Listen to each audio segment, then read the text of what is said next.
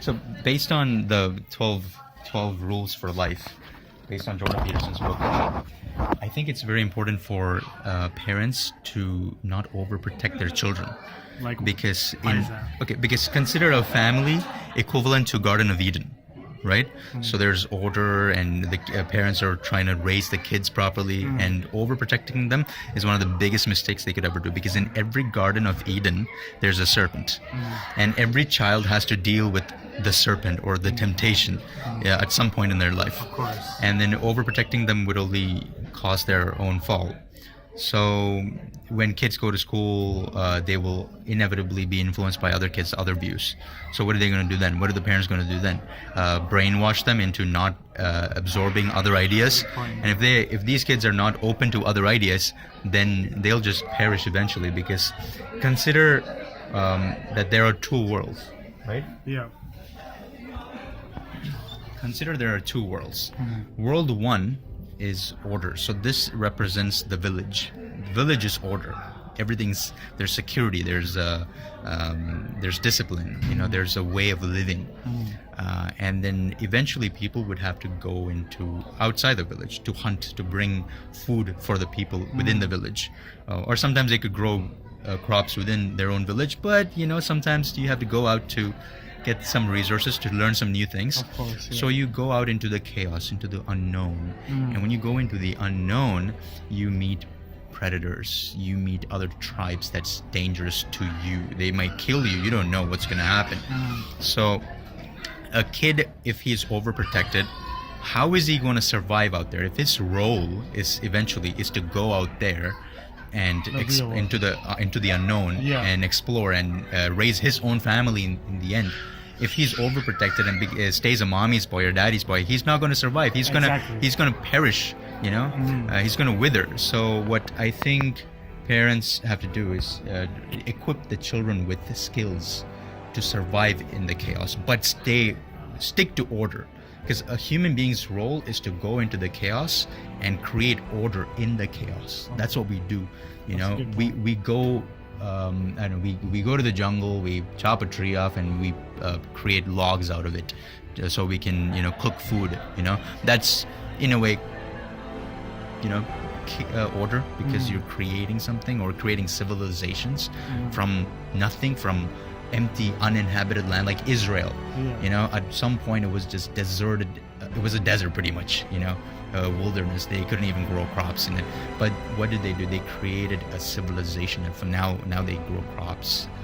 They have one of the biggest tech companies, microchip companies, come from Israel. So see, all that happened in the 60 years. What did they do? They created order from chaos. And so same thing with kids. They should be equipped with these skills.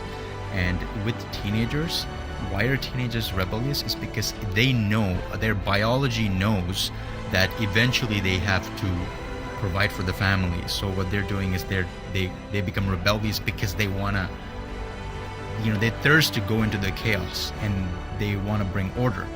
But if they're not groomed properly, they will stick with chaos, or they will bring chaos into order.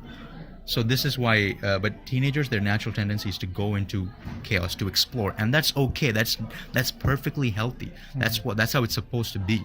But when parents overprotected their kids, that's not going to work. But when the parents just let them go, also not good, because they need to know, they need to stay connected to order. Which is why we need to stay connected to our culture, to our values, to prayer. The problem is with today's generation, they're not connected to order. They're not connected to the values passed on to them by their fathers and forefathers and generations. Chris, can you elaborate regarding values? Why is having values in our current society so important, and how does our current values influence future generations? Can you elaborate on that? So values, consider it a guideline to survive. Right? So anyone can survive, right? But to survive in a society, you have obligations. Of course. Obligations to your fellow man, your obligations to each other. And how does one survive? How do you make sure that you don't, trip into chaos and you just lose yourself, and the birth rate is low and all that stuff? by sticking to values. Why is it that the values in the birth rate in Europe is just plummeting? Why is it that the birth rate in Japan is plummeting? Why did the Roman Empire fall? What's happening to United States right now? Because people are leaving their values. They don't know what to hold on to, and because of that, there's promiscuity. They just do whatever the hell they want.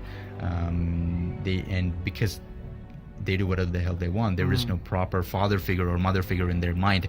Their brains cannot distinguish between they don't know what a proper relation means. So in the ancient world, people were tribal, right?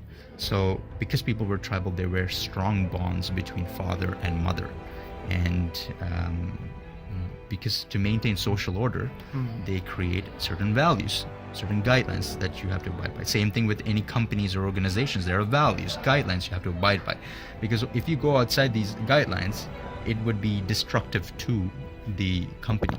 But when you abide by the values, abide by these the structure, it allows the company to grow, or the society to grow, or the individual to grow.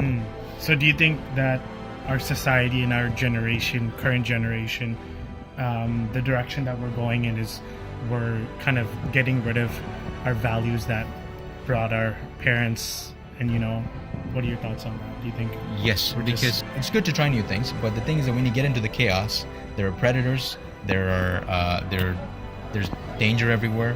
So be cautious when you get into the chaos. Yeah. When you're trying new things, think twice. Is this going to benefit me? How is this going to benefit me? Is this even good for me? What value is it going to produce? If the value is going to produce is just empty pleasures, then you're going to regret about it, But empty pleasures, like what's the point of doing it? It creates psychological problem. It's like emotions and some of the things in life, they have to be. When you take those steps, you have to take it very carefully, because you could just be damaging yourself.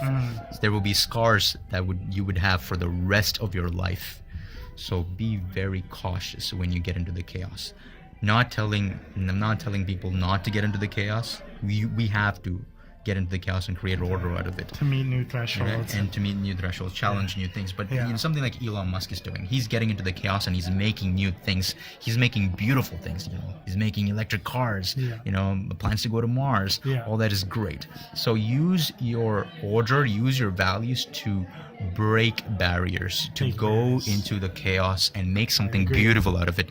Not self-destructive things. Okay. Don't destroy yourself when you get into the chaos. I mean, of course, there will be things you can't predict, but then this is where you need to maintain a stoic mindset and keep battling things in chaos and be cautious, All right. Thank you, Chris, for a great interview.